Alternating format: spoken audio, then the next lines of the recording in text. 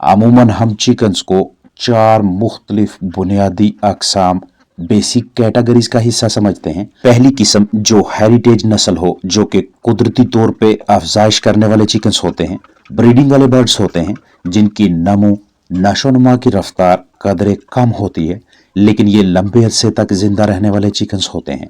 ज्यादातर खुली जगह पे घरों के इर्द गिर्द घूमते फिरते दिखाई देते हैं।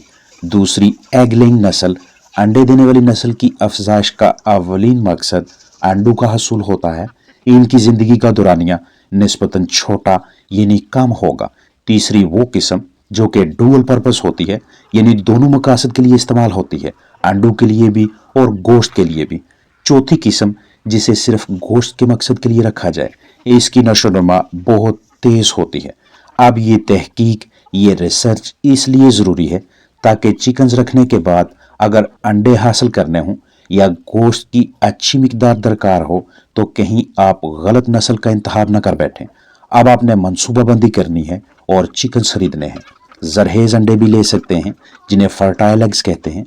चूजे खरीद कर शुरुआत कर सकते हैं। पट्ठे पट्ठियाँ या जवान मुर्गे मुर्गियाँ खरीद कर इस काम का आगाज कर सकते हैं। सबसे बेहतरीन इंतखाब, सबसे अच्छी सिलेक्शन ये होगी कि आप चूजे खरीदें। अगर आप इस काम में नए हैं और जरहेज अंडे लेकर इनमें से चूजे निकलवा कर काम का आगाज करना चाहते हैं तो ये आपके लिए मुश्किल होगा, खास तौर पे तब जब आप इनक्यूबेटर के जरिए अंडों से चूजे निकलवाना चाहें। आपको नुकसान का भी सामना करना पड़ सकता है क्योंकि जरहेज अंडों के लिए दरकार दर्जा हरारत, नमी का दुरुस्त तनासब, हवा का बहाव, अंडों को घुमाने जैसी महारत नए बंदों को हासिल नहीं होती और जरा सी भी गफलत गैर मयारी चूजों के हसूल का मौजब बनेगी या चूजे अंडों के अंदर ही मरने लगेंगे। इसलिए अगर आप चूजे खरीदते हैं तो उनके जवान होने तक खुराक, पानी, हवा, दर्जा हरारत, जगह, रोशनी, बिस्तर, बर्तन जैसे तमाम अहम पहलू से आप बखूबी वाकिफ होंगे। अपने हाथों से मुकम्मल जिम्मेदारी का मुजाहरा करते हुए अच्छी निगहदाश्त से गुजार कर फलाह तैयार करेंगे।